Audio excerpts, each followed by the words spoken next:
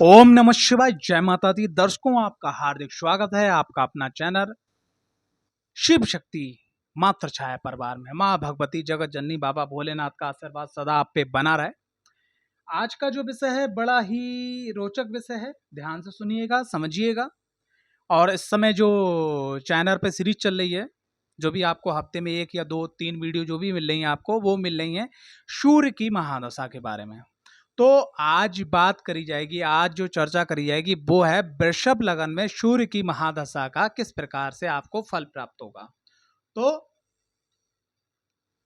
सबने निवेदन फिर से आपसे एक बार, चैनल को अगर आपने पहली बार आए हो, चैनल को अभी तक सब्सक्राइब नहीं किया, चैनल को सब्सक्राइब कीजिएगा, बेल आइकन को भी घंटा दबाइएगा और ज़्यादा से ज़्यादा लोगों को वीडियो शेयर कीजिएगा। सबसे पहले प्रेम से बोलते हैं ओम सूर्य नारायण नमो नमः। सूर्य देव की महादशा वृषभ लगन में। अब भाई, वृषभ लगन के मालिक कौन है? वृषभ लगन के मालिक शुक्रदेव हैं। और शुक्रदेव की तुला राशि, जो मूल त्रिकोण राशि है, वहां पर जाके सूर्यदेव नीच के हो जाते हैं। अब शुक्रदेव की जो पार्टी है वो कौन कौन है उनकी पार्टी में? भाई, शुक्राचार्य, राहुदेव, शनिदेव, बुद्धदेव, ठीक है, ये मुख्यतः एक तरफ आ जाते हैं, ठीक है। लेकिन सूर्यदेव, चंद्रदेव, मंगलदेव, देवगुरु बृहस्पति, ये एक तरफ आ जाते हैं और इनके संग में केतु देव भी कभी कभी सहयोग दे देते हैं, ठीक है। केतु देव जो हैं और राहु देव जो हैं वो राशि के अनुसार चलते हैं कि उनकी स्वयं की कोई राशि नहीं, जहां बैठते हैं जिस भाव को उसको अपनी राशि मान लेते हैं वो।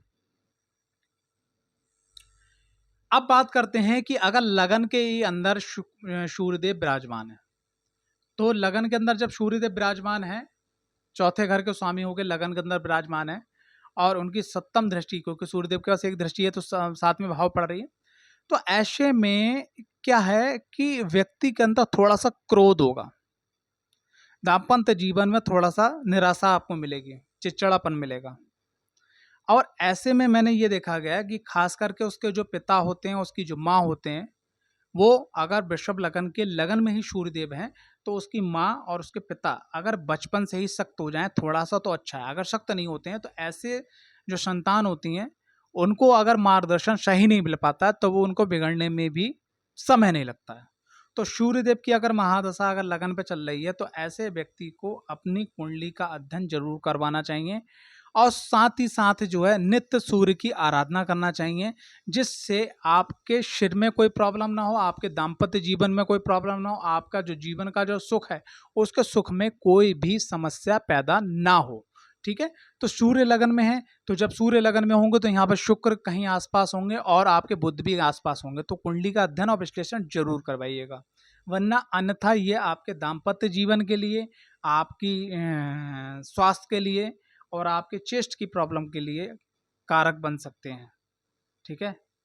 अब बात करते हैं, अगर चतुर्थ भाव के स्वामी जो सूर्यदेव हैं अगर द्वितीय भाव में बैठे हुए हैं, तो द्वितीय भाव में बैठने के बाद में इनकी दृष्टि पड़ेगी आपके अष्टम भाव पे, और अष्टम भाव में राशि कौन सी है? धनु राशि।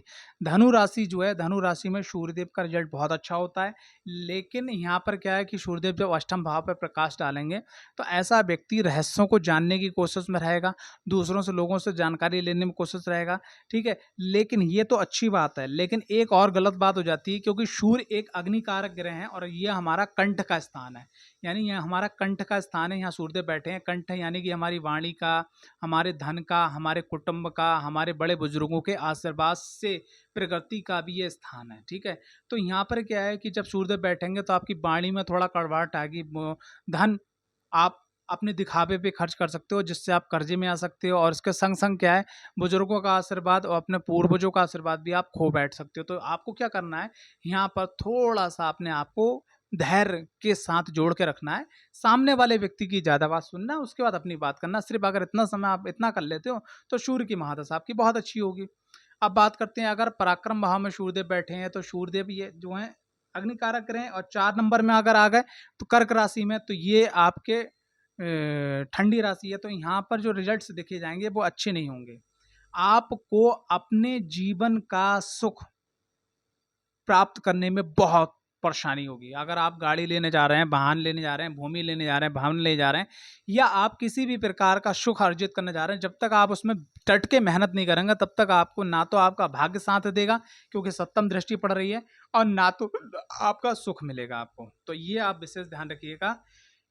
कर्क लगन में, वो सॉरी, वृषभ लगन में अगर सूर्यदेव थर्ड हाउस में कर्क राशि में आ जाए तो आपका बस पहला और आखिरी मूल मंत्र ये कि आपको जीवन में आलस कभी नहीं करना, डट के मेहनत करना है, और लोगों से 4 गुना ज्यादा मेहनत करना है, तब आपका जीवन कहीं थोड़ा सरलतम में बन पाएगा, अन्यथा नहीं नहीं नहीं। चतुर्थ भाव में अगर सूर्यदेव बैठे हुए हैं और सूर्यदेव की महादशा आ जाती है तो एक तो बात तो आपकी दसम वो सप्तम दृष्टि दसम भाव पर पड़ती है, कर्म क्षेत्र बढ़िया हो गया, लेकिन घर के अंदर आपको थोड़ा सा माहौल कूलिंग कूलिंग वाला बना रखना होगा, वरना माँ से, पत्नी से, बहन से और घर के सुखों में आपकी कमी आ जाएगी। बस इतना आपको मेंटेन करना है, बाकी सब अच्छा हो जाएगा। बात करते हैं अगर पंचम भाव में अगर सूर्यदेव बैठे हुए हैं और पंचम भाव में चतुर्थ भाव के स्वामी होकर और पंचम भाव में सूर्यदेव बैठे हैं तो सूर्यदेव की दृष्टि लाभ भाव पर पड़ेगी। हालांकि ये जो राशि यहाँ पे 12 नंबर आ रही है ये भी जल तत्व राशि है, लेकिन सूर्यदेव की यहाँ दृष्टि पड़ने के कारण क्या आपको सरकारी कामों में पिता के से जुड़े हुए काम, पिता के जुड़े हुए आशीर्वाद या उनसे जुड़ा हुआ लाभ आपको जरूर प्राप्त होगा।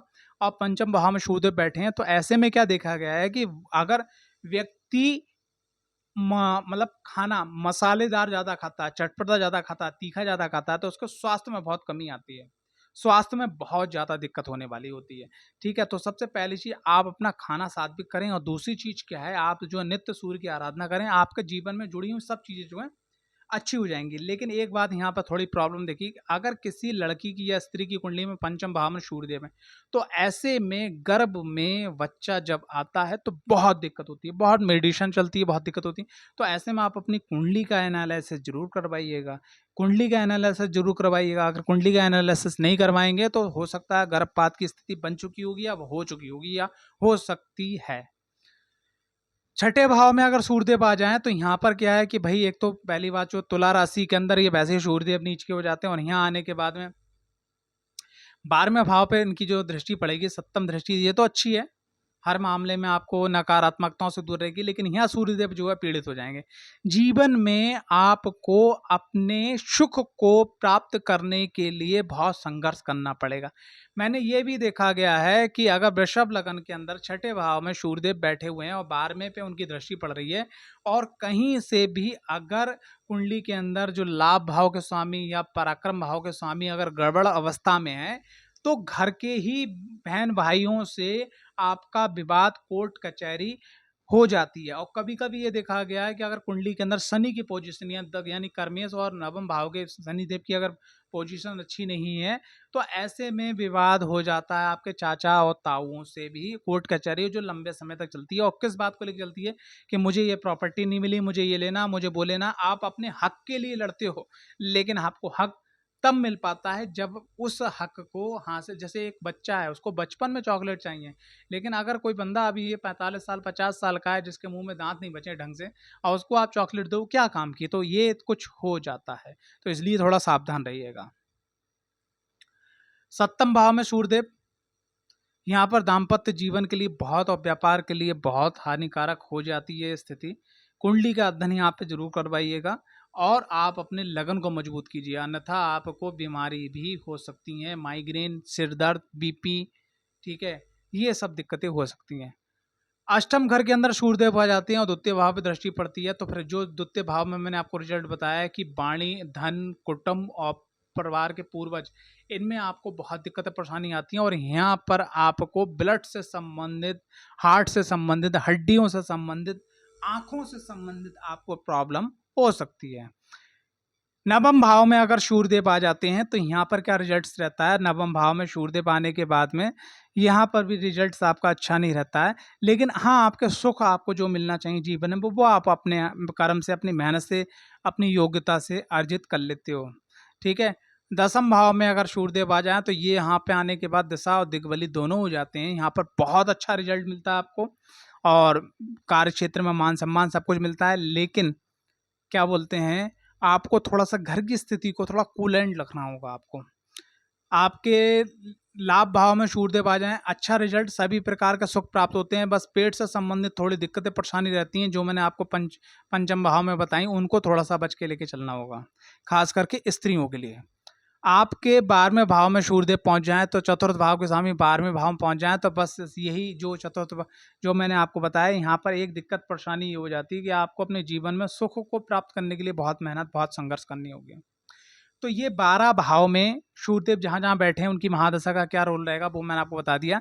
लेकिन कुछ चीज़ें जो मैं आपको बताना चाहूँगा, भाई यहाँ पर देखना होगा सूर्यदेव के संग में कौन सा ग्रह बैठा हुआ है, ये जरूर देखिएगा। दूसरी चीज़, सूर्यदेव की अंश बल कितना है, ये जरूर देखिएगा। कुंडली के अंदर 12वें, छठे और आपके 8वें और छठे, यानी कि 12, 6 और 8, इनकी महादशा चल रही, नहीं चल रही है, 7.5 चल रही है, ढैया चल रही है, नहीं चल रही है, ठीक है। उसके बाद सूर्य की महादशा में आप किस प्रकार का रिजल्ट्स आपको प्राप्त हो रहा है, कैसे करके, वो मैं आपको बताना चाहूँ। जैसे मान लिया आपकी सूर्य की महादशा चल रही है, उसमें 12वें घर का अंतर चल रहा है, अष्टम घर का अंतर चल रहा है, छठे घर का अंतर चल रहा है, 7.5 चल रही है, ढैया चल रही है, ये सब चीज़ें अंश बल, दृष्टि, युक्ति, तब आपको सब क्लियर कट आपको जवाब प्राप्त हो जाएगा। आशा करता हूँ ये वीडियो आपको पसंद आई होगी। अगर वीडियो पसंद आई तो वीडियो को लाइक, चैनल को सब्सक्राइब करना बिल्कुल ना भूलें। और अगर कुंडली विश्लेषण अध्ययन करवाने के लिए, अपने सवाल पूछने के लिए, हमारा जो नंबर है 9012951757 पे आप व्हाट्सएप पे संपर्क कीजिएगा। अपनी फीस देके अपना अपॉइंटमेंट बुक कीजिएगा। जय माता दी। हर हर महादेव शिव शंभू।